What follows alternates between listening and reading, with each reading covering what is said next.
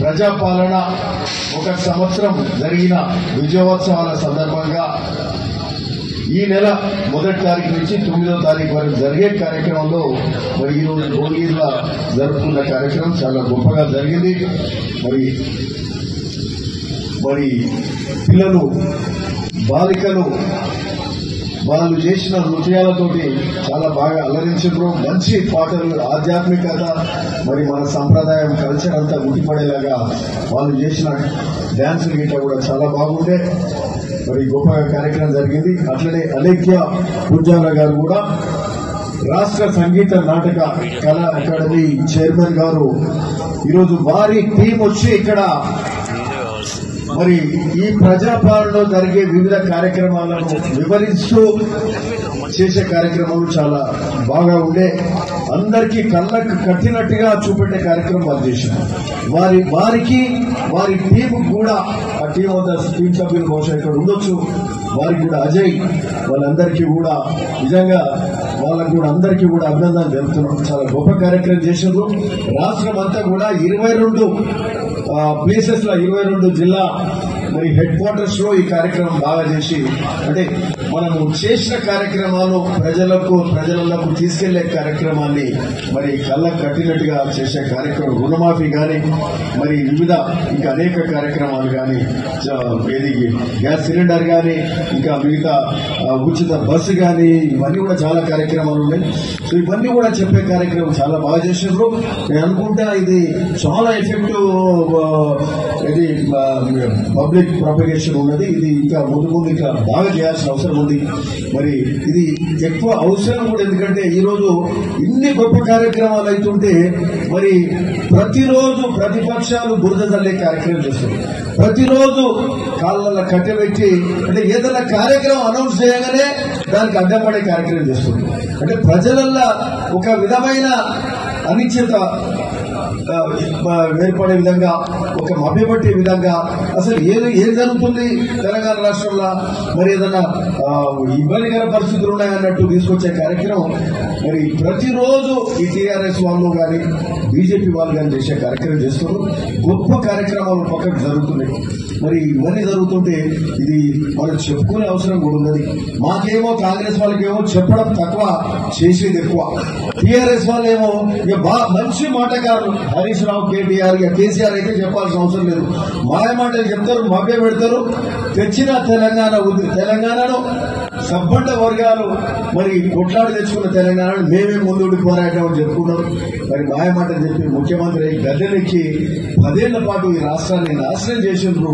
మరి ఈ రోజు వాళ్ళని ఇంటికి పంపించే కార్యక్రమం చేసి ఒక ప్రజాపాలన, కాంగ్రెస్ పాలన రేవంత్ రెడ్డి గారి ఆధ్వర్యంలో తీసుకొచ్చిన ప్రజాపాలన అనేక గొప్ప కార్యక్రమాలు చేస్తుంటే దీన్ని ప్రతిరోజు ఏ ఒక్క ప్రోగ్రాం అనౌన్స్ చేయగానే దాన్ని తప్పుడు కార్యక్రమంగా చూపెట్టే కార్యక్రమం చేస్తున్నారు. కాబట్టి ఈరోజు చెప్పాల్సిన అవసరం ఉంది.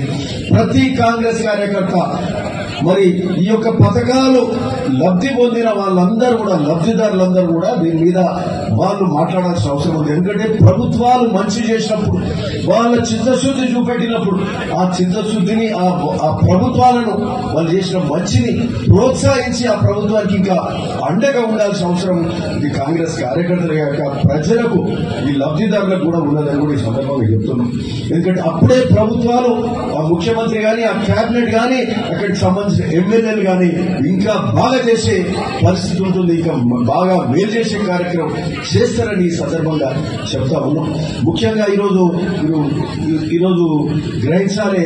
ఈరోజు రుణమాఫీ అనేది ఎక్కడన్నా ఏ రాష్ట్రంలోనన్నా ₹1,00,000 రుణమాఫీ సరిగ్గా చేసిండ్రా ఈ దేశంలో అని అడుగుతున్నాం. ఈరోజు ₹2,00,000 రుణమాఫీ ఏకకాలంలో మొదటి సంవత్సరంలోనే 21,000 కోట్లు, 22,000 అంటే 22,000 కోట్ల రుణమాఫీ మరి మొదటి సంవత్సరంలో చేసిన ఘనత కాంగ్రెస్ ప్రజాపాలన రేవంత్ రెడ్డి గారి ఆధ్వర్యంలో జరిగిందని ఇది గర్వంగా చెప్పాల్సిన అవసరం ఉంది. ఎక్కడ ఏ రాష్ట్రంలో నిన్ననే నల్లగొండలో ముఖ్యమంత్రి గారు ఛాలెంజ్ చేసిండ్రు. మోడీ గారిని అడిగారు, ఇక్కడ కేసీఆర్ గారిని అడిగారు. ఎక్కడ ఏ ప్రభుత్వం అయినా ఒకేసారి 22,000 కోట్లు మొదటి సంవత్సరంలో చేసిన కార్యక్రమం ఎవరైనా చేస్తే దానికి మేము తయారున్నాము, దానికి తల వస్తామని నిన్న ముఖ్యమంత్రి రేవంత్ రెడ్డి గారు చెప్పిన సందర్భం. మరి ఎక్కడైనా జరిగింది అట్లా ఈ సందర్భంగా అడుగుతున్నాం. ₹1,00,000 కాదు కదా, ఈరోజు 2 లక్షల రూపాయల రుణమాఫీ మరి ముఖ్యమంత్రి రేవంత్ రెడ్డి గారు చేసినట్టే, అది కూడా అప్పుల రాష్ట్రంగా మిగిల్చిన ఈ తెలంగాణ రాష్ట్రంలో అంతకుముందు చేసిన ఘనకార్యం చేసిన మరి టీఆర్ఎస్ ప్రభుత్వాలు ఈరోజు అప్పు ఉన్నప్పటికీ కూడా సాహసోపేతంగా మరి 2 లక్షల రుణమాఫీ చేసిన ఘనత ముఖ్యమంత్రి రేవంత్ రెడ్డి గారు చెప్పడంలో ఏ మాత్రం సందేహం లేదు. దాన్ని గుర్తించాల్సిన అవసరము ఆ లబ్ధిదారులందరి మీద బాధ్యత ఉన్నది. కాంగ్రెస్ కార్యకర్తలు దాన్ని చెప్పాల్సిన అవసరం కూడా ఉన్నదని కూడా ఈ సందర్భంగా చెప్తున్నాం. లేదంటే అలా ఏదో తక్కువైంది ఇదేదో తక్కువైందని మాటలు మాత్రం రావద్దు. చాలా గొప్ప కార్యక్రమాలు మంచిగా జరుగుతున్నాయి కాబట్టి అది చెప్పుకోవాల్సిన అవసరం ఉంది. ఇంకోటి ఇప్పుడే మన సమ్మేళనం చెప్తుండ్రి, మెస్ ఛార్జెస్ ఈరోజు 40% మెస్ ఛార్జీలు ఎవ్వరు అడగలే.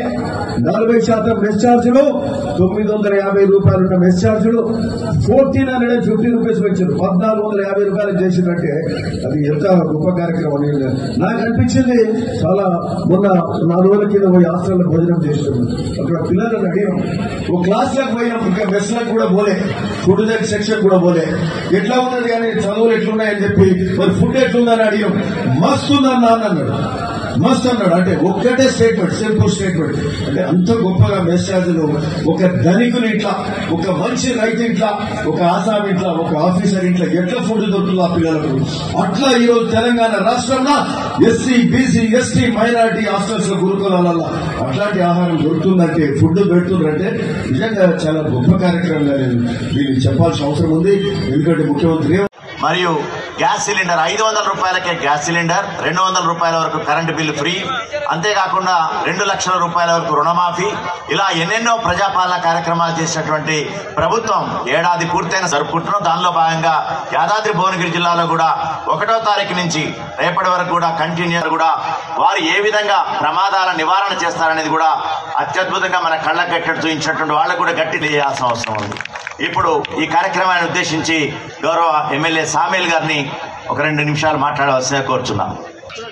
1 సంవత్సరం పూర్తి చేసుకొని ఈ విజయోత్సవ సభ జరుగుతున్న సందర్భంలో మన ప్రభుత్వ పీర్లయ్య గారికి తెలియజేస్తా ఉన్నాను. ఎందుకంటే